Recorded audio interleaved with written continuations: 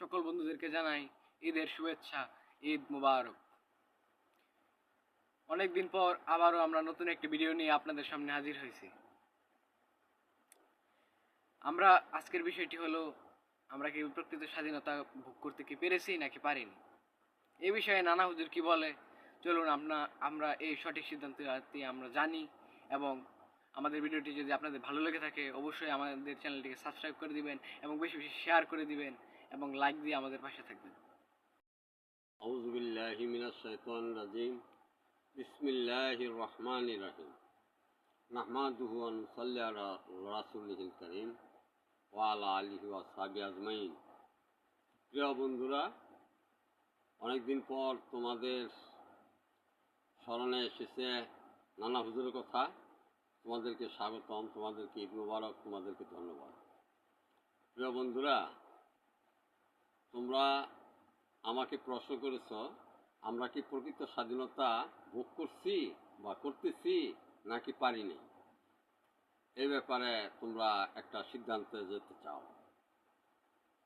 আমার দৃষ্টিতে আমরা স্বাধীনতা তো স্বাধীনতা, কিন্তু তোমাদেরকে প্রশ্নের জবাব দেওয়ার আগে আমার নিজেকেই আমি প্রশ্ন করি যে আমরা কি স্বাধীনতার সংজ্ঞা, সঠিক সংজ্ঞা বুঝতে পারি।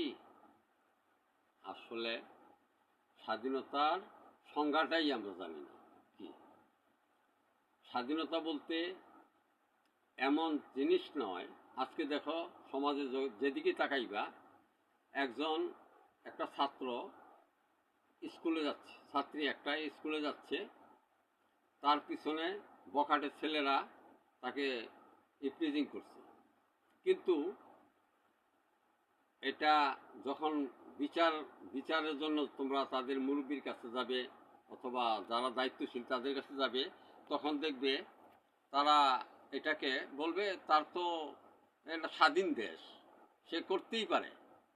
অর্থাৎ স্বাধীনতা এটা নয় যে আমার যা ইচ্ছা আমি তাই করব।